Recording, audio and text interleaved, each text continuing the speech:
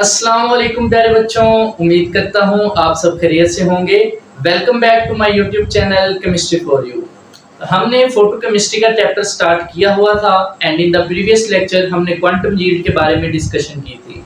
तो प्यारे बच्चों, जैसे कि मैंने आपको इस चैप्टर को स्टार्ट करते वक्त पहले लेक्चर में ये बताया था कि ये एक्चुअली ये फिजिकल केमिस्ट्री का एक चैप्टर है और पीपीएससी लेक्चरशिप के इम्तिहान में ये टॉपिक शामिल है, ये चैप्टर शामिल है और इसमें से एक या दो क्वेश्चन अक्सर एग्जाम्स में आ जाते हैं। और फोटो केमिस्ट्री के चैप्टर में जो आज का टॉपिक है जैबलोंस्की डायग्राम, इस टॉपिक में से क्वेश्चंस आने के चांसेस सबसे ज्यादा होते हैं। अगर मैं गलत नहीं हूं तो मैं ये कह सकता हूं कि फोटो केमिस्ट्री चैप्टर की जो जान है वो इस टॉपिक के अंदर है, जैबलोंस्की डायग्राम के अंदर। तो अगर आप जैबलोंस्की डायग्राम के टॉपिक को अच्छे तरीके से समझ लेते हैं, कवर कर लेते हैं, तो आप ऐसा समझें कि फोटो केमिस्ट्री का आधे से ज्यादा चैप्टर या आधे से ज्यादा कंसेप्ट आप अच्छे तरीके से कवर कर चुके हैं। तो आइए स्टार्ट करते हैं। जैबलोंस्की डायग्राम क्या है, ये हमें क्या बताती है और इसके अंदर क्या क्या चीजें शामिल हैं। सबसे पहले हम इसकी हिस्ट्री की बात करते हैं। तो प्यारे बच्चों, अलेक्जेंडर जैबलोंस्की एक फिजिसिस्ट था। उसने सबसे पहले जो इलेक्ट्रॉनिक ट्रांजिशंस हैं, यानी जब इलेक्ट्रॉन्स के ऊपर लाइट पड़ती है वो उस लाइट एनर्जी को एब्जॉर्ब करते हैं और एब्जॉर्ब करने के बाद ट्रांजिशंस करते हैं, मतलब एक्साइटेशन करते हैं। उस इलेक्ट्रॉनिक ट्रांजिशन से इनिशिएट होने वाले तमाम प्रोसेसेस की काइनेटिक्स को बयान करने के लिए अलेक्जेंडर जैबलोंस्की ने एक डायग्राम्स बनाई थी। उन्हें हम क्या कहते हैं? जैबलोंस्की डायग्राम। हम लिखता हूं Alexander जैबलोंस्की developed diagrams to explain the processes initiated by electronic transitions। ठीक है। और उसने प्यारे बच्चों इन प्रोसेसेस की किस चीज को डिस्कस किया था? काइनेटिक्स को। ही discussed the kinetics of these processes. Electronic transition से पैदा होने वाले, स्टार्ट होने वाले प्रोसेसेस की काइनेटिक्स को उसने डायग्राम्स के थ्रू एक्सप्लेन किया था और जिन्हें हम डायग्राम्स को क्या बोलते हैं? जैबलोंस्की डायग्राम। अब प्यारे बच्चों, एक्चुअली जैबलोंस्की डायग्राम हमें फोटो फिजिकल प्रोसेसेस के बारे में बताती है। ये जो प्रोसेसेस हैं, इलेक्ट्रॉनिक ट्रांजिशंस के बाद स्टार्ट होने वाले प्रोसेसेस हैं, उन्हें हम क्या कहते हैं? Photo physical processes. तो फोटो केमिस्ट्री में एक्चुअली दो टाइप के प्रोसेसेस होते हैं, एक फोटो फिजिकल प्रोसेस और एक फोटो केमिकल प्रोसेस। तो पहले हम इनको देखते हैं कि फोटो फिजिकल प्रोसेस क्या होता है और फोटो केमिकल प्रोसेस क्या होता है। तो पहली टाइप है प्यारे बच्चों फोटो फिजिकल प्रोसेस। तो प्यारे बच्चों, ऐसा प्रोसेस जिसके अंदर कोई केमिकल चेंज नहीं होता उसे हम क्या बोलते हैं? Photo physical process. The process in which no chemical change occurs is called photo physical process. अब केमिकल चेंज का क्या मतलब है? केमिकल चेंज का मतलब है कि रिएक्टेंट का प्रोडक्ट में कन्वर्ट होना। तो ऐसा रिएक्शन जिसमें रिएक्टेंट प्रोडक्ट में कन्वर्ट नहीं होते, उनके अंदर कोई केमिकल चेंज नहीं आता, ऐसे प्रोसेस को हम क्या बोलते हैं? Photo physical process. तो प्यारे बच्चों, मैं आपको छोटी सी एग्जांपल देता हूं। ये हमारे पास एक रिएक्टेंट मॉलिक्यूल है, इसके ऊपर मैं सनलाइट डालता हूं, ठीक है। उसके बाद ये क्या हो जाता है? एक्साइट हो जाता है। ये क्या हो जाता है? एक्साइट। अब एक्साइट होने के बाद प्यारे बच्चों ये अपनी उस एनर्जी को क्या कर देता है? रिलीज कर देता है और दोबारा डी एक्साइट हो जाता है। तो ऐसे प्रोसेस को क्या बोलते हैं? Photo physical process. यानी ऐसा प्रोसेस जिसमें एक एक्साइटेड मॉलिक्यूल दोबारा अपनी एनर्जी को रिलीज करके क्या कर देता है? D excitation. D excitation excitation, तो ऐसे प्रोसेस को हम क्या बोलते हैं? Photo physical process. तो मैं अगर इसकी दूसरी डेफिनेशन बनाना चाहूं, the D excitation after the excitation of a molecule by absorbing light energy is called photo physical process. तो प्यारे बच्चों, इसके कंट्रास्ट में हमारे पास जो दूसरा एग्जांपल है या दूसरी टाइप के प्रोसेसेस हैं, वो क्या कहलाते हैं? Photo chemical process. Photo chemical process, ठीक है। ये प्रोसेसेस क्या होते हैं प्यारे बच्चों? ऐसे प्रोसेसेस जिनके अंदर केमिकल चेंज अकर होता है, उन्हें हम क्या बोलते हैं? फोटो केमिकल प्रोसेसेस, ठीक है। केमिकल चेंज अकर्स, ठीक है। और दूसरी बात ये है कि इसके अंदर प्यारे बच्चों रिएक्टेंट प्रोडक्ट के अंदर कन्वर्ट हो जाती हैं। Reactants are converted into products, ठीक है। इसके प्यारे बच्चों में आपको सिंपल सी एग्जांपल देता हूं कि ये हमारे पास ये रिएक्टेंट मॉलिक्यूल है, इसके ऊपर लाइट एनर्जी आई, इसने लाइट एनर्जी को एब्जॉर्ब किया, एब्जॉर्ब करने के बाद ये क्या हो गया? एक्साइटेशन के बाद प्यारे बच्चों ये किस में कन्वर्ट हो गया? प्रोडक्ट्स में। तो ऐसे प्रोसेस को हम क्या बोलते हैं? Photo chemical process. अब प्यारे बच्चों, यहाँ पर एक बड़ा ही इंपॉर्टेंट सवाल ये पैदा होता है कि हमें फोटो केमिकल प्रोसेसेस की जरूरत क्यों पेश आई, ठीक है। यानी हमें फोटो केमिस्ट्री या फिर फोटो केमिकल प्रोसेस की अहमियत क्या है? इसको मैं आपको एक छोटी सी एग्जांपल से समझाता हूं कि मेरे पास प्यारे बच्चों एक मिक्सचर ऑफ गैस मॉलिक्यूल है, ठीक है। इसमें हाइड्रोजन गैस है, क्लोरीन गैस है और उसके साथ जो है आयोडीन गैस है, ठीक है। ये मेरे पास एक मिक्सचर है डिफरेंट गैसेस ऑफ मॉलिक्यूल्स का, जिसमें हाइड्रोजन गैस के मॉलिक्यूल्स भी हैं, क्लोरीन गैस के मॉलिक्यूल भी हैं और आयोडीन गैस के मॉलिक्यूल भी हैं। अब प्यारे बच्चों, अगर मैं रिएक्शन करवाना चाहता हूं और इसको मैं थर्मली हीट करता हूं या थर्मल एनर्जी देता हूं, यानी थर्मल रिएक्शन करवाता हूं, जो मैंने आपको स्टार्ट में भी डिफरेंस करवाया था थर्मल रिएक्शन और फोटोकेमिकल रिएक्शन का। तो प्यारे बच्चों, अगर मैं इसको थर्मली हीट करता हूं, तो जब मैं इसको थर्मली हीट करूंगा तो उसके नतीजे में ये तमाम के तमाम गैसेस के मॉलिक्यूल्स क्या हो जाएंगे? एक्टिवेट हो जाएंगे या एक्साइट हो जाएंगे। यानी जब मैंने इसको टेम्परेचर देना है, हाइड्रोजन गैस के मॉलिक्यूल्स भी, आयोडीन गैस के मॉलिक्यूल्स भी और क्लोरीन गैस के मॉलिक्यूल, तीनों गैसेस के मॉलिक्यूल उस थर्मल एनर्जी को अब्सॉर्ब करेंगे और एक्साइट हो जाएंगे, ठीक है। तो all the molecules are excited, ठीक है। और दूसरे लफ्जों में इसे मैं कहूं तो ये क्या है? लेस सिलेक्टिव, ठीक है। लेस सिलेक्टिव, यानी इसमें हम सिलेक्ट नहीं कर सकते कि हम किसी भी एक मॉलिक्यूल को रिएक्ट करवाएं। तो प्यारे बच्चों, अब अगर मिक्सचर ऑफ रिएक्टेंट मॉलिक्यूल्स में से मैं चाहता हूं कि मैं एक सिलेक्टिव रिएक्टेंट का रिएक्शन करवाऊं और उससे प्रोडक्ट बनवाऊं, तो उसके लिए मैं ये थर्मल एनर्जी का इस्तेमाल नहीं कर सकता। तब मैं जिस चीज का इस्तेमाल करूंगा वो क्या होगा? Photochemical process. उसमें क्या होगा कि मैं इस रिएक्शन मिक्सचर जो है हमारे पास रिएक्टेंट का, इसके ऊपर लाइट एक्सपोज करूंगा और आप जानते हैं a specific molecule absorbs a particular light radiation of specific wavelength and frequency. Her molecule एक पार्टिकुलर वेवलेंथ और फ्रीक्वेंसी की लाइट रेडिएशन को एब्जॉर्ब करता है। तो जब मैं लाइट का इस्तेमाल करूंगा तो सिर्फ लेट्स सपोज क्लोरीन मॉलिक्यूल्स जो वेवलेंथ एब्जॉर्ब करते हैं, तो मैं उसकी रेडिएशन, उस वेवलेंथ की रेडिएशंस को एक्सपोज करूंगा, तो सिर्फ क्लोरीन मॉलिक्यूल्स ही उस रेडिएशन को एब्जॉर्ब करके एक्साइट होंगे और वो प्रोडक्ट में कन्वर्ट होंगे। तो फोटोकेमिस्ट्री का इस्तेमाल तब किया जाता है when we have to react a selective reactant molecule, ठीक है।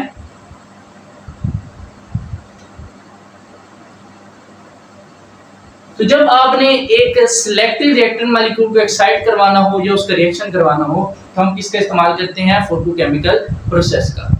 तो प्यारे बच्चों, हमने ये देखा कि जबलोंस्की डायग्राम हमें फोटो फिजिकल प्रोसेसेस के बारे में बताती है कि जिसमें एक रिएक्टेंट मॉलिक्यूल लाइट एनर्जी को अब्सॉर्ब करता है, एक्टिवेट होता है, एक्टिवेट होने के बाद, एक्साइट होने के बाद वो वापस डी एक्साइटेशन करता है और एनर्जी को लूज करता है। और डी एक्साइटेशन जिस जिस प्रोसेस के थ्रू होती है उनको जबलोंस्की डायग्राम एक्सप्लेन करती है। तो प्यारे बच्चों, हमारे पास यहाँ पर जी ये ग्राउंड स्टेट है, ठीक है।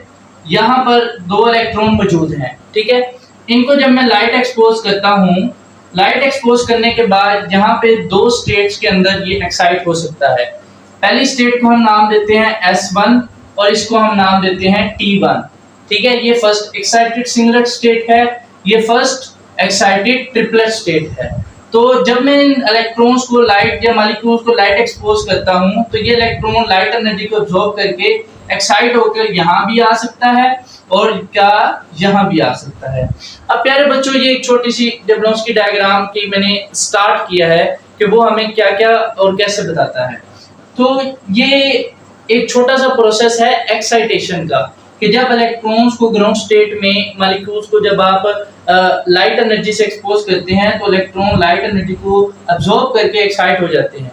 तो इस स्टेट में भी आ सकता है, इस स्टेट में भी आ सकता है। अब ये S1 क्या होता है?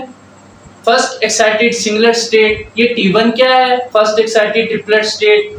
ये ग्राउंड स्टेट में जो इलेक्ट्रॉन है ये किस स्टेट में है, एक्साइटेशन कैसे कैसे हो सकती है। उसके बाद प्यारे बच्चों, जो बहुत ही इंपॉर्टेंट सवाल है वो ये है कि ऐसी एनर्जी बढ़ रही है ऊपर की जानिब, ठीक है। तो S1 को हम हायर एनर्जी पे क्यों रखते हैं, T1 को हम लोअर एनर्जी पे क्यों रखते हैं, इलेक्ट्रॉन्स कितनी एनर्जी को अब्सॉर्ब करके किस स्टेट में जाएगा, इन तमाम सवालात के जवाब जानना बहुत जरूरी है। अगर जब तक इन सवालात के जवाब नहीं जाने जाएंगे जबलोंस्की डायग्राम की बिल्कुल भी समझ नहीं आएगी। तो पहले हमें यह समझना पड़ेगा कि सिंगलेट स्टेट क्या होती है, ट्रिपलेट स्टेट क्या होती है, ग्राउंड स्टेट में जो इलेक्ट्रॉन है वो किस स्टेट में है, उसके बाद एक्साइटेशन कैसे हो रही है, ये एनर्जी डिफरेंस क्यों है। इन तमाम कंसेप्ट्स को क्लियर करने के बाद ही आपको जबलोंस्की डायग्राम की अच्छे तरीके से समझ आएगी। तो पहले हम क्या करते हैं, इन चीजों को समझते हैं कि ये आखिर सिंगलेट ट्रिपलेट क्या चीज है। तो प्यारे बच्चों, सिंगलेट और ट्रिपलेट स्टेट को समझने के लिए हमें MOT का सहारा लेना पड़ता है। MOT मॉलिक्यूलर ऑर्बिटल थ्योरी, ठीक है।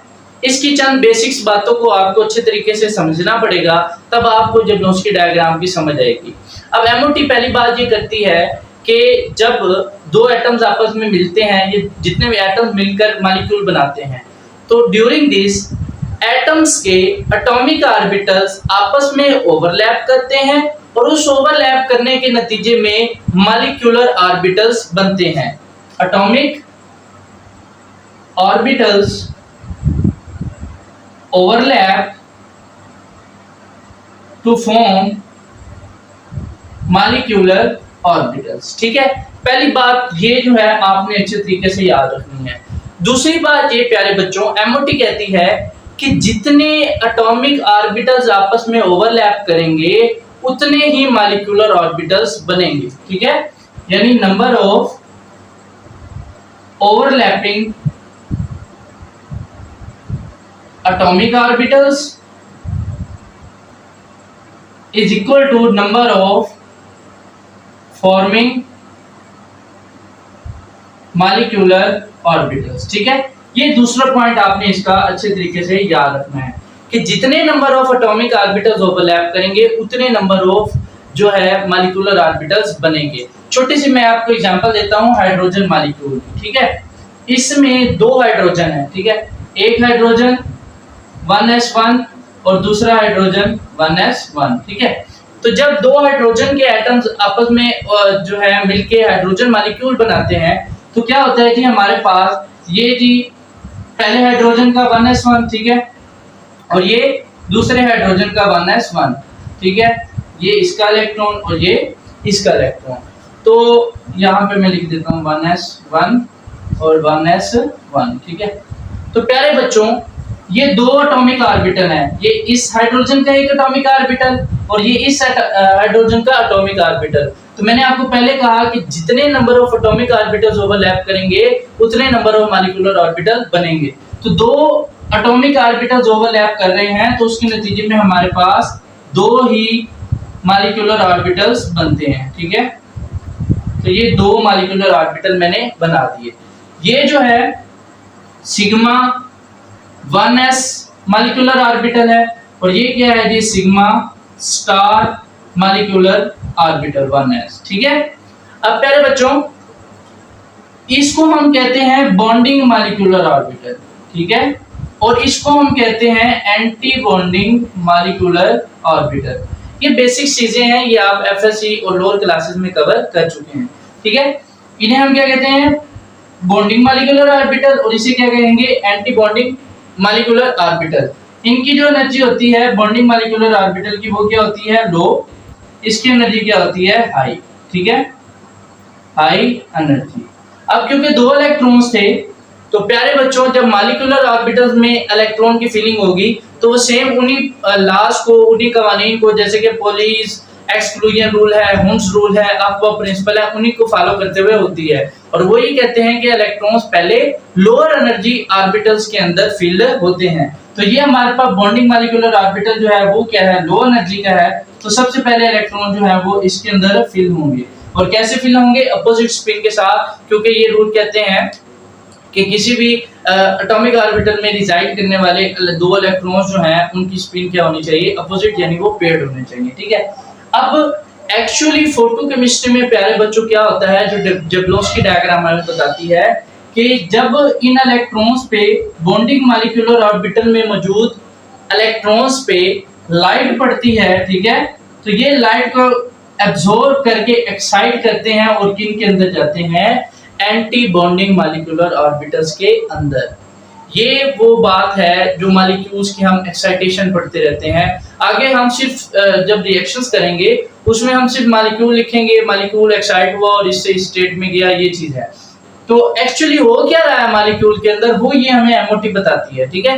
तो बॉन्डिंग मॉलिक्यूलर ऑर्बिटल जो लो एनर्जी ग्राउंड स्टेट है, इसके ऊपर इलेक्ट्रॉन्स के ऊपर जब लाइट पड़ती है और वो इतना, यानी ये यहाँ से लेके यहाँ तक की गैप की एनर्जी जब इलेक्ट्रॉन को मिल जाएगी, वो उस एनर्जी को अब्सॉर्ब करके कहाँ चला जाएगा, एंटी बॉन्डिंग मॉलिक्यूलर ऑर्बिटल में।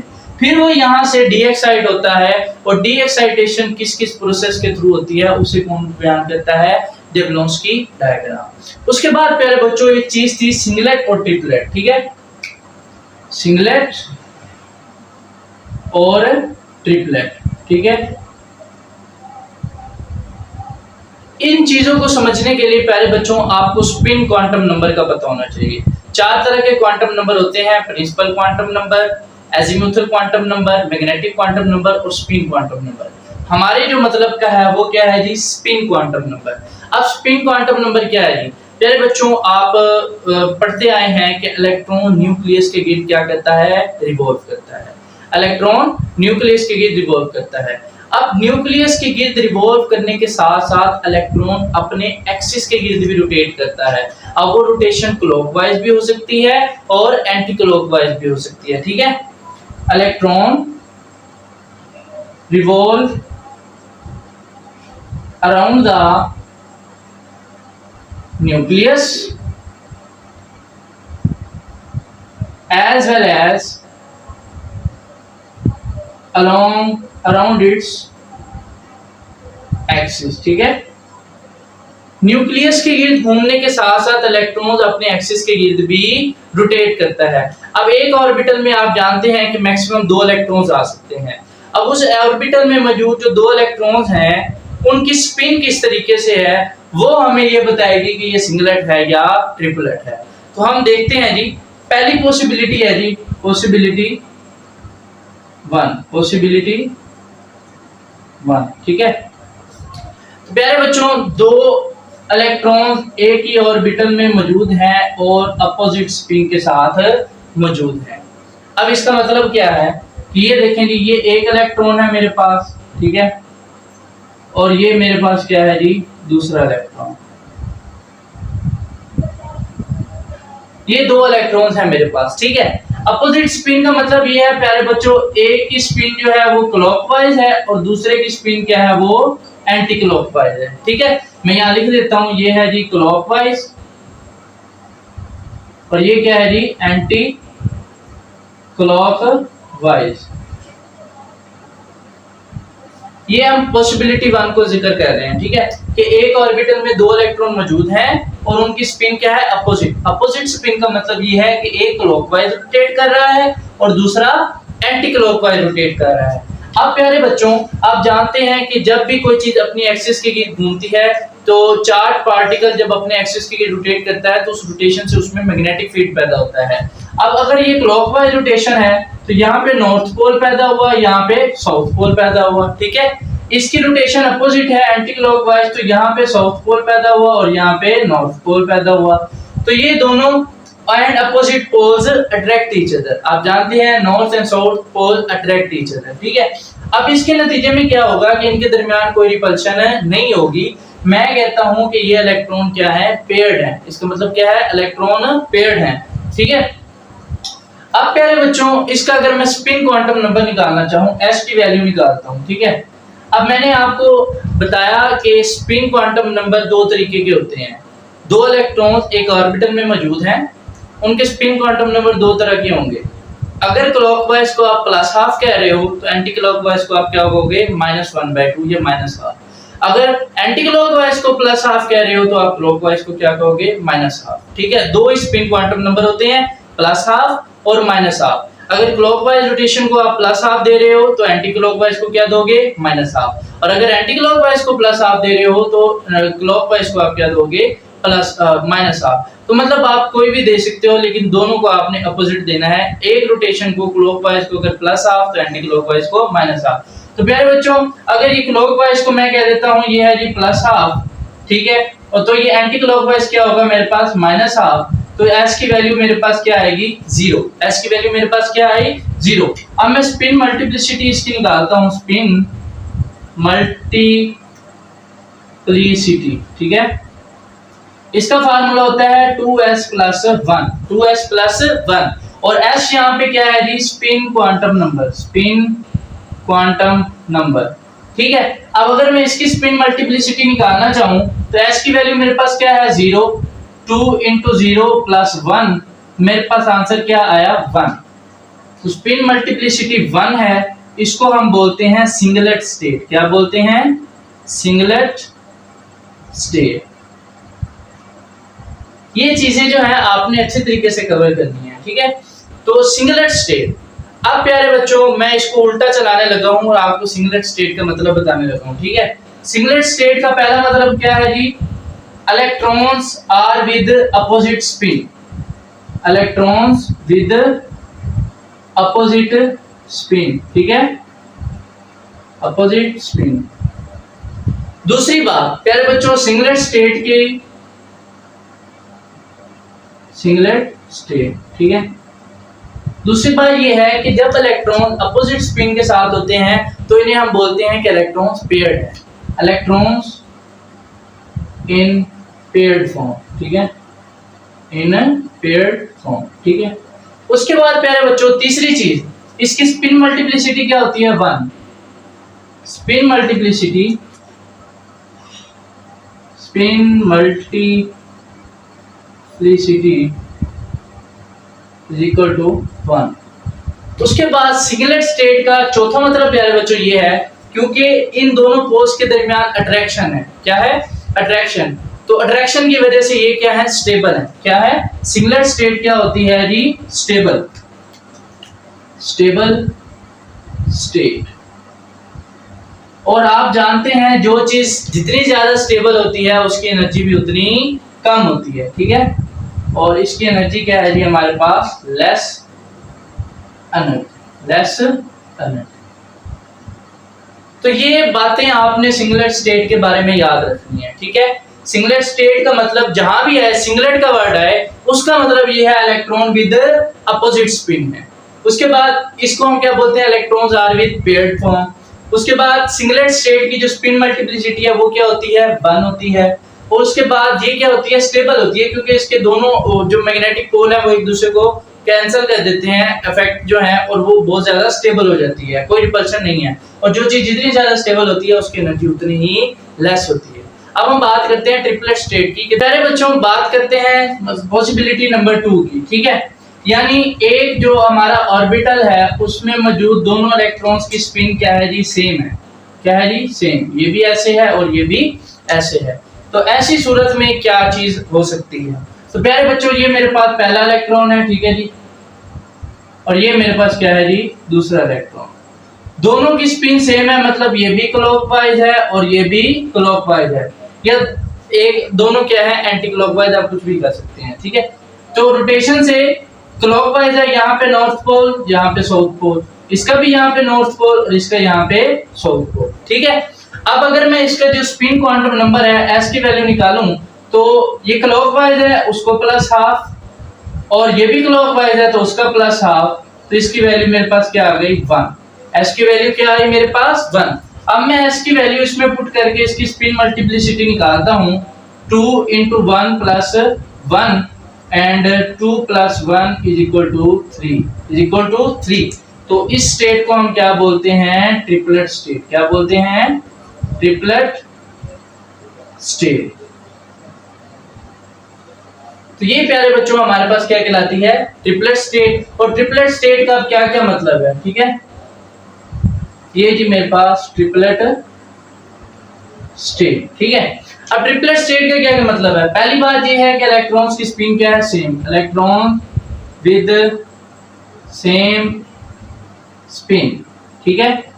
उसके बाद प्यारे बच्चों दूसरी बात ये है कि जब इलेक्ट्रॉन सेम स्पिन के साथ हो उसे बोलते हैं unpaired form. Electrons are unpaired, ठीक है। इसका अपोजिट भी याद रखना है सिंगलेट स्टेट में। सिंगलेट में क्या था, electron with opposite spin, electrons are paired. यहाँ पे क्या है, इलेक्ट्रॉन्स आर अनपेयर्ड। उसके बाद प्यारे बच्चों स्पिन मल्टीप्लिसिटी इसकी कितनी है, स्पिन मल्टीप्लिसिटी इसकी कितनी है जी, 3, ठीक है।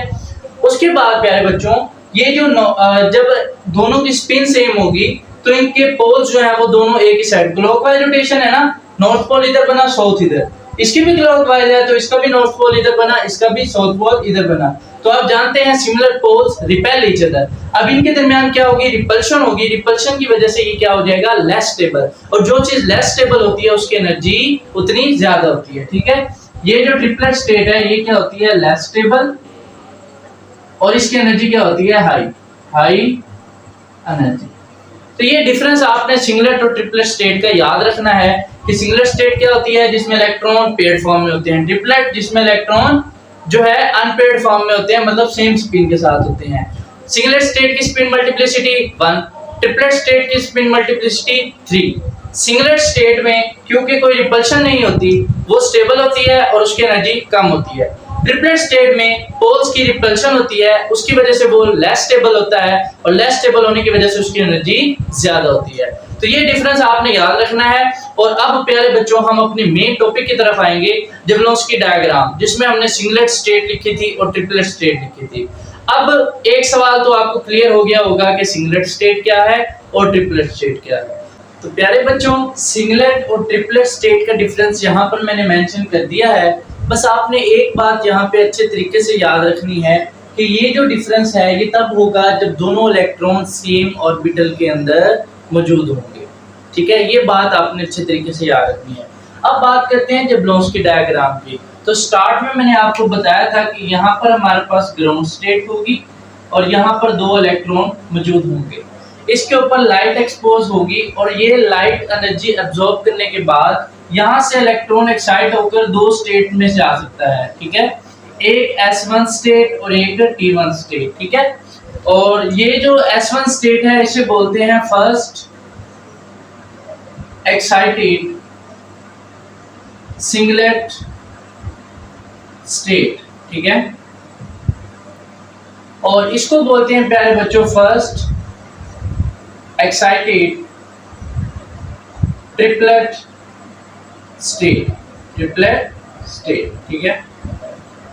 तो प्यारे बच्चों उसके बाद हम बाद में करेंगे कि इलेक्ट्रॉन किस तरीके से जाएगा, तो S1 स्टेट में जाएगा, और किस स्पिन के साथ जाएगा तो एक्साइटेड स्टेट ट्रिपलेट में जाएगा। उस चीज को डिस्कस करने से पहले मेन बात जो मैंने आपको समझाने के लिए ये सारा कुछ समझाया है, वो बात ये है कि आप देखते हैं कि यहाँ जब ब्रोंस्की डायग्राम में ऊपर की तरफ एनर्जी बढ़ती है, अब ऊपर की तरफ एनर्जी बढ़ती है, इसका मतलब जो सिंगलेट स्टेट है वो हाई एनर्जी पर है, और हाई एनर्जी होने की वजह से वो लेस स्टेबल है।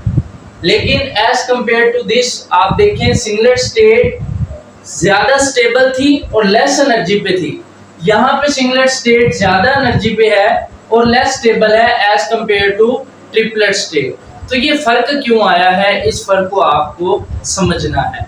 और मेन यही बात आपने कंफ्यूजन नहीं करनी, क्योंकि हम बेसिक में हमेशा यही पढ़ते हैं कि ट्रिपलेट स्टेट लेस स्टेबल होती है क्योंकि उसमें स्पिन सेम होती है, पोल्स एक दूसरे के आमने सामने होते हैं और रिपल्शन हो जाती है नॉर्थ नॉर्थ की और साउथ साउथ की। रिपल्शन की वजह से ट्रिपलेट स्टेट लेस स्टेबल हो जाती है। लेकिन प्यारे बच्चों, पहली चीज मैंने आपको यही बताई थी, ये बात ज़हन नशीन रखनी है कि ये डिफरेंस यानी ट्रिपलेट स्टेट उस वक्त लेस स्टेबल होती है जब दोनों electron in the same orbital present हो। यहाँ पे दोनों इलेक्ट्रॉन की स्पिन सेम है और वो एक ही ऑर्बिटल में प्रेजेंट है। लेकिन प्यारे बच्चों, ये कंसेप्ट फोटोकेमिस्ट्री के बाहर है। जब हम फोटोकेमिस्ट्री के अंदर दाखिल होते हैं तब हम बात करते हैं आफ्टर एक्साइटेशन की। आप ये देखें, ये ग्राउंड स्टेट है, इन इलेक्ट्रॉन ने एनर्जी को एब्जॉर्ब करके एक्साइटेड स्टेट में चले जाना है, और एक्साइटेड स्टेट में चले जाने के बाद लेट्स सपोज यहाँ से ये इलेक्ट्रॉन एक्साइट होकर इधर आ गया या फिर इधर आ गया, तो यहाँ से एक इलेक्ट्रॉन एक्साइट होने के बाद डिफरेंट यानी एक्साइटेड स्टेट्स में जाता है, या सिंगलेट में जाता है या फिर ट्रिपलेट में जाता है। ये मैं अभी आपको बताऊंगा कि सिंगलेट में कैसे जाएगा और ट्रिपलेट में कैसे जाएगा। मेन अभी मैं आपको ये समझा रहा हूँ कि यहाँ पे सिंगलेट स्टेट हाई एनर्जी पे क्यों है और ट्रिपलेट स्टेट लो एनर्जी पे क्यों है। तो इसकी रीजन प्यारे बच्चों ये है, ये लाइन आप अच्छे तरीके से याद रख लें कि इन photochemistry a molecule in excited state is stable when it has maximum spin multiplicity। कि फोटोकेमिस्ट्री के अंदर एक मॉलिक्यूल एक्साइटेड स्टेट में उस वक्त ज्यादा स्टेबल होगा जब उसके पास मैक्सिमम स्पिन मल्टीप्लिसिटी होगी। तो इस रूल के मुताबिक ट्रिपलेट स्टेट की मल्टीप्लिसिटी होती है 3 और सिंगलेट स्टेट की मल्टीप्लिसिटी होती है 1। ठीक है, अब प्यारे बच्चों देखो, इस लॉ के मुताबिक फोटोकेमिस्ट्री में एक्साइटेड स्टेट में जाने के बाद एक चीज उतनी ज्यादा स्टेबल होगी जितनी मैक्सिमम उसके पास स्पिन मल्टीप्लिसिटी होगी। तो क्योंकि ट्रिपलेट स्टेट की मल्टीप्लिसिटी ज्यादा है इसलिए वो ज्यादा स्टेबल होगी, और स्टेबल होने की वजह से वो लेस एनर्जी पे होगी। और इसके मुकाबले में अगर सिंगलेट स्टेट की बात करें, उसकी स्पिन मल्टीप्लिसिटी कम है और इस लॉ के मुताबिक वो लेस स्टेबल होगी और वो हाई एनर्जी पे होगी। उम्मीद है आपको ये बात क्लियर हो गई होगी। सिंगलेट और ट्रिपलेट का मतलब यही है, सिंगलेट का मतलब अपोजिट स्पिन, ट्रिपलेट का मतलब सेम स्पिन। लेकिन अगर दोनों इलेक्ट्रॉन सेम ऑर्बिटल में है तब उनकी एनर्जी और स्टेबिलिटी का ये क्राइटेरिया होगा। लेकिन प्यारे बच्चों, अगर फोटोकेमिस्ट्री की बात करें और इलेक्ट्रॉन एक्साइटेड होकर जाते हैं सिंगलेट में या ट्रिपलेट में, तो उस वक्त स्टेबिलिटी सिंगलेट और ट्रिपलेट स्टेट के लिए क्राइटेरिया हमारे पास क्या होगा, ये होगा। तो इन दोनों चीजों को मिक्स नहीं करना, क्योंकि जब भी हमने जबलोंस्की डायग्राम बनानी है उसमें हमने सिंगलेट स्टेट के सामने यानी थोड़ा सा नीचे ट्रिपलेट स्टेट बनानी है। S1 T1, उसके ऊपर S2, उसके थोड़ा सा नीचे T2, फिर S3 और फिर T3। तो जबलोंस्की डायग्राम में ये बात मेन असल समझने वाली थी कि T1 स्टेट ट्रिपलेट स्टेट को हम नीचे क्यों बनाते हैं, लेस एनर्जी पे क्यों बनाते हैं। अक्सर बच्चे इस चीज में कंफ्यूज हो जाते हैं और आई होप सो आपका ये कंफ्यूजन या कोई कंसेप्ट जो है वो अच्छे तरीके से क्लियर हो गया होगा। अब प्यारे बच्चों बात करते हैं कि सिंगलेट स्टेट में कैसे जाएगा और ट्रिपलेट स्टेट में कैसे जाएगा, इसको समझें। देखें, ये ग्राउंड स्टेट में है, ये हमारे पास है सिंगलेट ग्राउंड स्टेट S1। ठीक है, अब सिंगलेट क्यों है, क्योंकि इसमें दोनों इलेक्ट्रॉन्स की जो हमारे पास स्पिन है वो क्या है, अपोजिट। ये याद रखना है, सिंगलेट में इलेक्ट्रॉन्स की स्पिन क्या होती है, एक दूसरे के अपोजिट। ठीक है, अब इसको मैंने लाइट दी, लाइट दूंगा तो ये एक्साइट करेगा। अब एक्साइटेशन में इसके पास दो पॉसिबिलिटीज हैं। ठीक है, पहली पॉसिबिलिटी डिस्कस करते हैं, पॉसिबिलिटी 1। ठीक है, तो प्यारे बच्चों पहली पॉसिबिलिटी ये है कि जब इसके ऊपर लाइट पड़ी, इलेक्ट्रॉन ने लाइट एनर्जी को अब्सॉर्ब किया और वो S1 से लेकर S0 के दरमियान वाला एनर्जी गैप था, उतनी एनर्जी को अब्सॉर्ब करेगा, तो वो किसके अंदर जंप करेगा? S1 के अंदर। ठीक है, अगर S2 और S0 के दरमियान वाली गैप एनर्जी को अब्सॉर्ब करेगा तो वो S2 में जंप करेगा। अच्छा, सिंगलेट स्टेट के अंदर वो जंप कब करेगा? जब प्यारे बच्चों लेट्स सपोज इसके ऊपर लाइट पड़ी, इसने लाइट एनर्जी को अब्सॉर्ब किया और ये राइट वाला इलेक्ट्रॉन सेम स्पिन के साथ, यानी जैसी स्पिन उसकी यहाँ पर थी वैसी ही स्पिन उसकी वहां पर हो, तो ऐसी एक्साइटेशन के बाद वो किस स्टेट में जाता है? सिंगलेट स्टेट में। रिपीट कर रहा हूं कि जब लाइट पड़ेगी, लाइट एनर्जी को अब्सॉर्ब करेगा, तो ये राइट वाला इलेक्ट्रॉन लाइट एनर्जी को अब्सॉर्ब करने के बाद सेम उसी स्पिन के साथ, जैसे यहाँ पर थी वैसे ही यहाँ पर है, उसी स्पिन के साथ अगर एक्साइट होगा तो ऐसी एक्साइटेशन के बाद वो किस स्टेट में जाएगा? फर्स्ट एक्साइटेड सिंगलेट स्टेट के अंदर। क्यों? देखो, अगर आप ये लेफ्ट वाला इलेक्ट्रॉन और ये वाला इलेक्ट्रॉन, ठीक है, इन दोनों को देखो तो इनकी स्पिन कौन सी बनती है? अपोजिट, और अपोजिट स्पिन किस में होती है? सिंगलेट में। ठीक है, तो अगर इलेक्ट्रॉन एक्साइट करके सेम स्पिन के साथ ऊपर जाता है तो वो कौन सी स्टेट में जाएगा? एक्साइटेड सिंगलेट स्टेट के अंदर। So when electron excites with the same spin, then it goes to excited singlet state, excited singlet state। ठीक है प्यारे बच्चों, अब बात करते हैं पॉसिबिलिटी 2 की।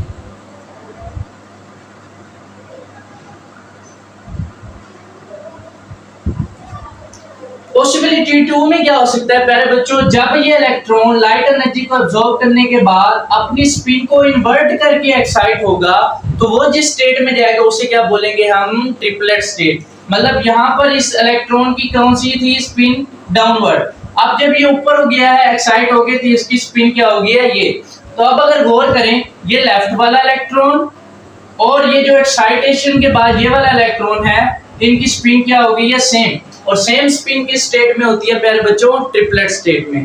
तो जब एक्साइट करके इलेक्ट्रॉन स्पिन को इन्वर्ट करके जाएगा तो वो किस स्टेट में जाएगा? ट्रिपलेट में। और अगर स्पिन सेम लेकर जाएगा तो वो किस में जाएगा?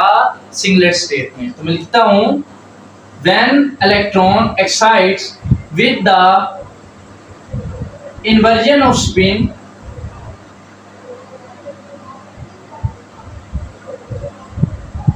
then it goes to excited triplet state। ठीक है,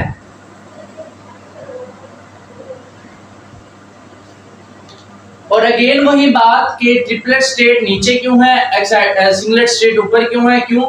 आप यहाँ पे डिफरेंस भी देख सकते हैं कि ये इलेक्ट्रॉन जब एक्साइट कर जाएगा तो ये इधर चला जाएगा। ठीक है, अब ये वाला इलेक्ट्रॉन और ये वाला इलेक्ट्रॉन दोनों डिफरेंट एनर्जी लेवल्स में है। ठीक है, अगर आप थोड़ा सा रिकॉल करें तो मैंने आपको अभी पहले बताया है कि ये बॉन्डिंग मॉलिक्यूलर ऑर्बिटल से एक्साइट करके एंटी बॉन्डिंग में चला गया है।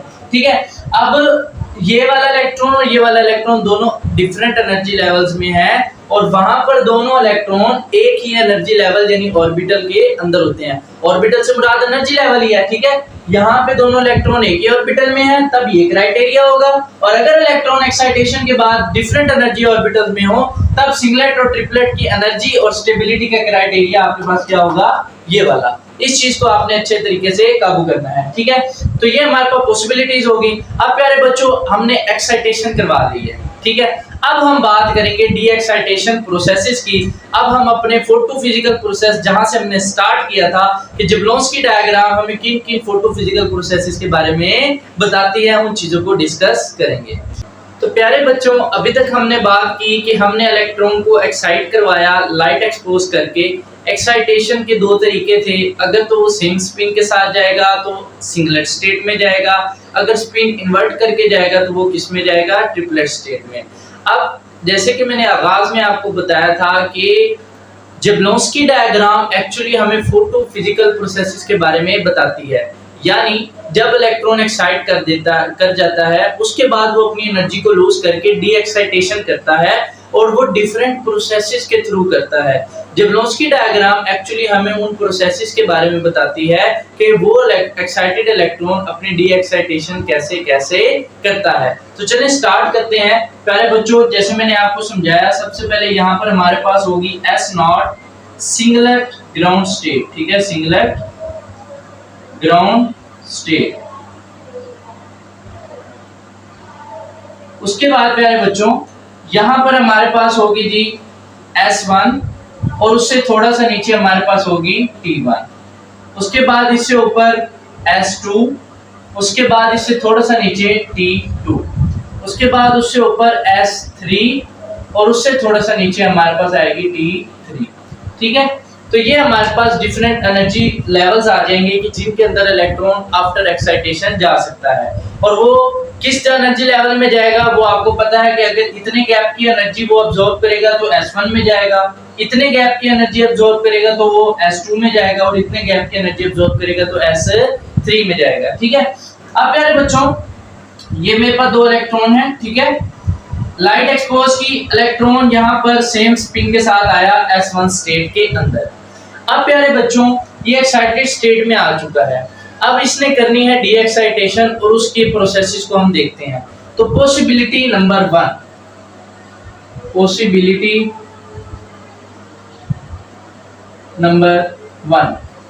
तो प्यारे बच्चों पहली पॉसिबिलिटी ये है कि ये एक्साइटेड इलेक्ट्रॉन यहां से डायरेक्ट S0 के अंदर आए, डी एक्साइटेशन करे और लाइट एमिट ना करे, लाइट एमिट ना करे बल्कि अपनी एनर्जी को इन the form of heat release करे। तो ऐसे प्रोसेस को हम बोलते हैं नॉन रेडियो एक्टिव डिके। क्या बोलते हैं? Non radio active decay. तो मैं लिखता हूं पहली possibility, electron D excites from S1 and goes to S0 and release energy in the form of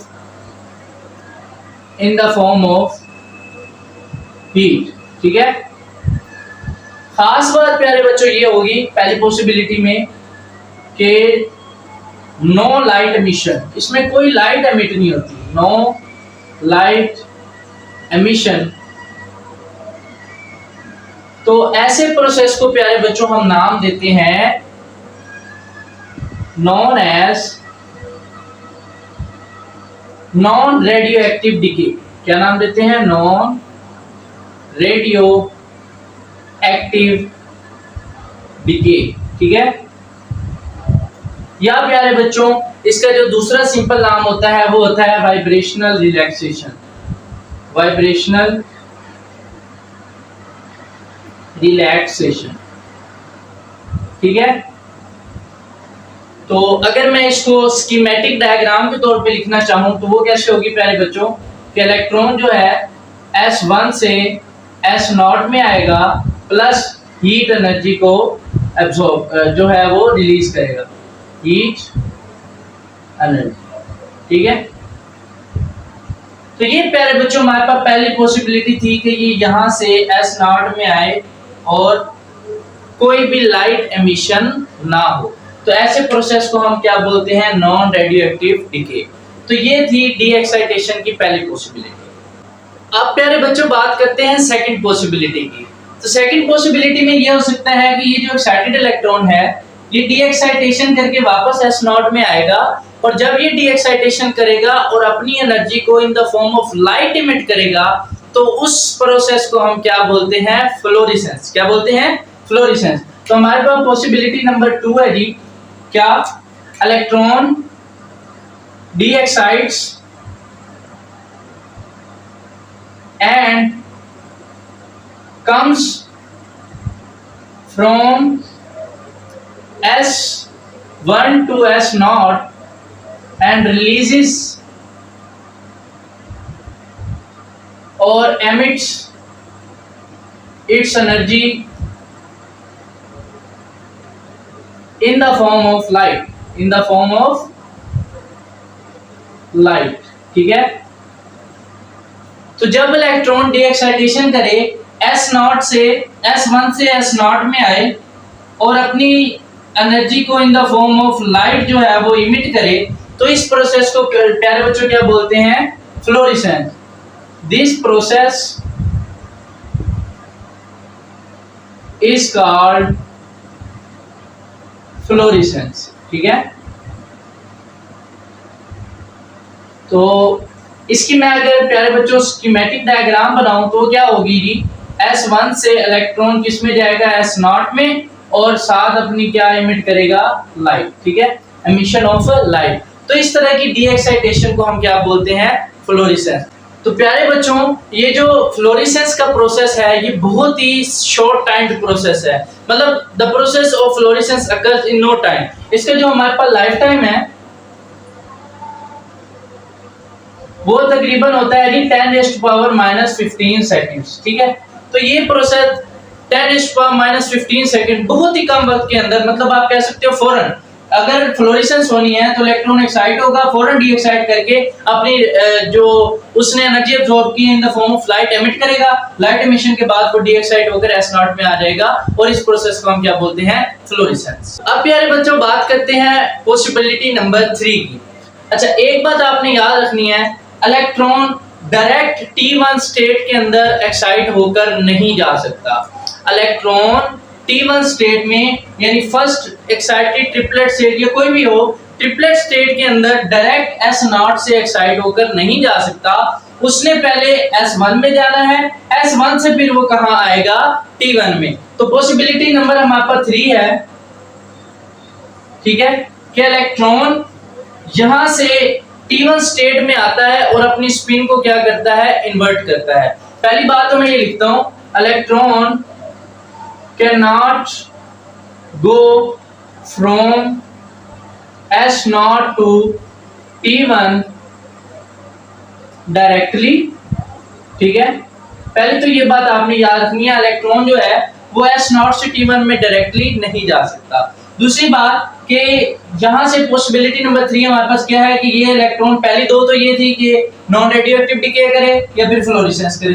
तीसरी पॉसिबिलिटी ये है कि ये इलेक्ट्रॉन अपनी स्पिन इन्वर्ट करके T1 में आ जाए। ठीक है, यानी ये क्या करेगा? यहां से अपनी स्पिन को इन्वर्ट करेगा और ये इस फॉर्म में कहां आ जाएगा? T1 में। इस प्रोसेस को बोलते हैं प्यारे बच्चों इंटर सिस्टम क्रॉसिंग। क्या बोलते हैं? Inter system crossing. तो मैं डेफिनेशन लिखता हूं, electron inverts its spin and comes from S1 to T1। ठीक है, स्पिन इन्वर्ट करके ये S1 से T1 में आ जाता है। दिस प्रोसेस इज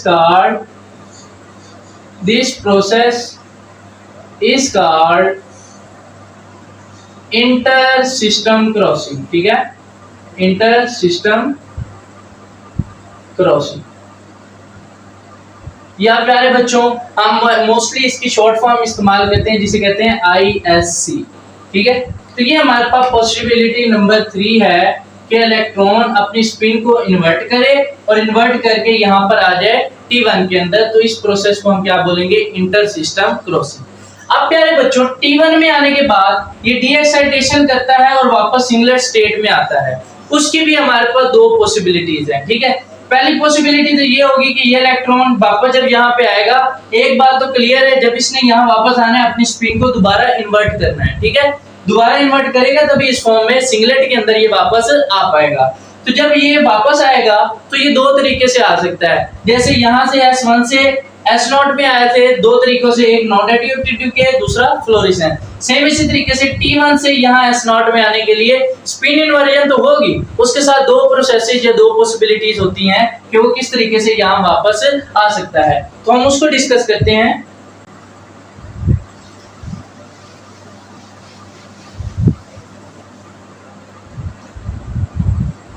तो प्यारे बच्चों हमारे पास पॉसिबिलिटी 4 है, तो वो ये है कि जब इलेक्ट्रॉन T1 से S0 में आएगा, एक तो अपनी स्पिन को इन्वर्ट करेगा, इस स्पिन में आएगा। ठीक है, क्योंकि सिंगलेट में आने के लिए उसको अपोजिट स्पिन रखना जरूरी है। तो अगर इलेक्ट्रॉन डी एक्साइट होकर T1 से S0 में आए और अपनी एनर्जी को थर्मली या इन the form of heat release करे और कोई भी लाइट एमिट ना करे, उस प्रोसेस को भी हम क्या बोलते हैं, non radio active decay. Like suppose जैसे मैंने यहाँ पे आपको बताया था S1 से S0 में आएगा with no emission of light, this process is called non radio active decay. तो electron de-excites from T1 to S0 with spin inversion and releases its energy in the form of heat, ठीक है। तो ये अपनी energy को प्यारे बच्चों इन the form of heat release करे, तो ऐसे प्रोसेस को आप क्या बोलते हो, नॉन रेडियो एक्टिव डिके, ठीक है। तो ये हमारे पास थी पॉसिबिलिटी नंबर 4। उसके बाद प्यारे बच्चों पॉसिबिलिटी नंबर 5 क्या है, अगर मैं इसकी स्कीमेटिक डायग्राम बनाना चाहूं तो वो क्या होगी, T1 से इलेक्ट्रॉन किस में आएगा, S0 में, और क्या रिलीज करेगा, हीट एनर्जी, ठीक है। तो पॉसिबिलिटी नंबर 5 क्या है प्यारे बच्चों, वो ये है कि ये इलेक्ट्रॉन T1 से S0 में आएगा, स्पिन इन्वर्ट करेगा और अपनी एनर्जी को इन the form of light emit करेगा, दिस प्रोसेस इज कॉल्ड फास्फोरेसेंस। मैं आपको यहाँ बना देता हूँ, पहला तो पॉसिबिलिटी नंबर 4 है कि ये नॉन रेडियोएक्टिव डिके करेगा, मतलब अपनी हीट की फॉर्म में एनर्जी रिलीज करेगा। दूसरा, यहाँ से ये आता है S0 में और अपनी एनर्जी को इन the form of light emit करे, तो इस प्रोसेस को आप क्या बोलते हो, फास्फोरेसेंस। पॉसिबिलिटी नंबर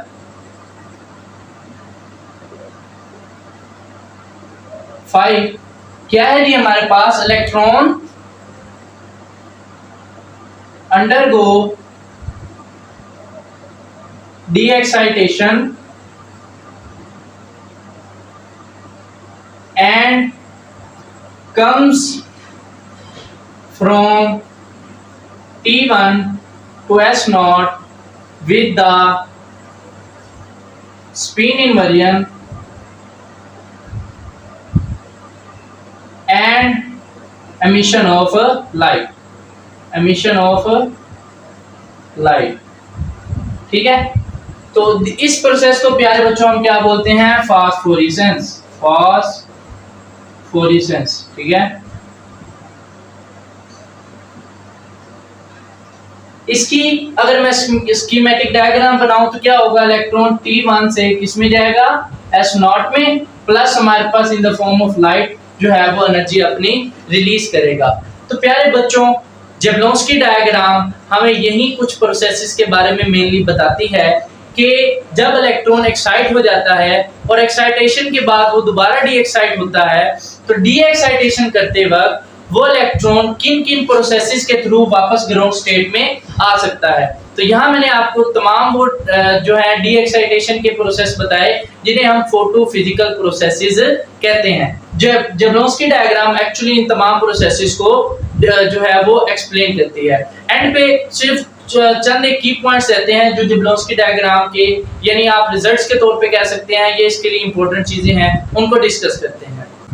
तो प्यारे बच्चों एंड पे हमारे पास एक बहुत इंपॉर्टेंट पॉइंट है कि फोटोकेमिस्ट्री में जब एक मॉलिक्यूल या सिस्टम जो भी है वो एक्साइटेशन करता है तो उसकी कोशिश होती है, और वो कोशिश क्या होती है, a system tries to be in multiple states so that it can attain maximum spin multiplicity।